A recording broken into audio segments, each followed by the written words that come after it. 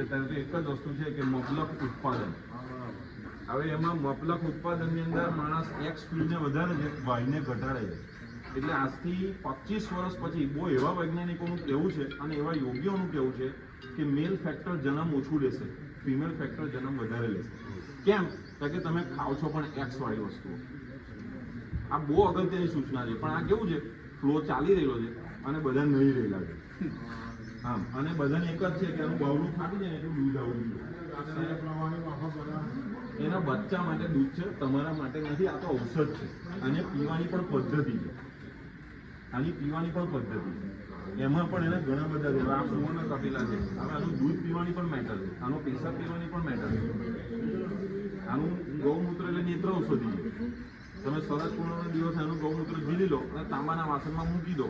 તમારું કેટરેક આવે, કઈ પણ આંખની બીમારી આવે, એના ટીપા ટીપા નાખ્યા કરો, તમને પ્રોબ્લેમ સોલ્વ થઈ જાય, 100% સોલ્વ થઈ જાય. અને આખું વર્ષ રહેવા દેવું, આખું વર્ષ રહેવા દેવું.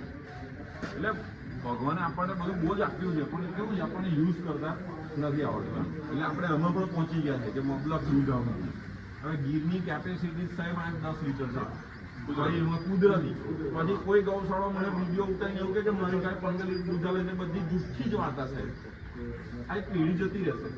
અમે આટલા હતા ને તનની ગાય છે એમ. મારી માણસ આવે તે બધા ફરતા જ આવે કે ભાઈ અમે આ ગૌશાળામાં હતા, આ ગૌશાળામાં. એટલે હું પૂછું કેટલું દૂધ કરતા હતા કે સાહેબ આટલું જો અમારી ડોલ ભરીને ચાલ્યું. આ દૂધ છે ગાયનું મેક્સિમમ 5-7 જલ્દી આગળ. બીજું બ્રીડિંગ કરતા જે નસલો છે એ પૂરી થઈ જશે. હવે આ લોકોએ જો ગીરને હવે આ લોકો શું કરે છે, જર્સીના ઇન્ટરેસ્ટમાં ગીરનું બધું મોટું કરે છે.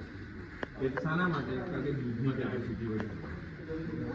આપણું કંઈ કામ છે, આપણું કામ છે. અને અમે આટલું બધું રિસર્ચ કરીને પણ અમે આજે એવા શબ્દ બોલીએ છીએ કે અમે 5-10% અમે જઈ શક્યા, હજુ અમે જઈ નહીં શક્યા. ટ્રીટમેન્ટ કરીએ લગતી ઔષધિઓ છે બધી અમે આને આપીએ. આનું ગૌમૂત્ર જીવીએ, એમાં પાછા સુગરના ઔષધિના કન્ટેન્ટ નાખીએ અને એ દવા એને ખવડાવીએ.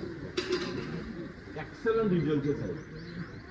હવે આ કામ આપણું છે, એનું દૂધ વધારવાનું કામ આપણું છે નહીં, એ એની કેપેસિટી પ્રમાણે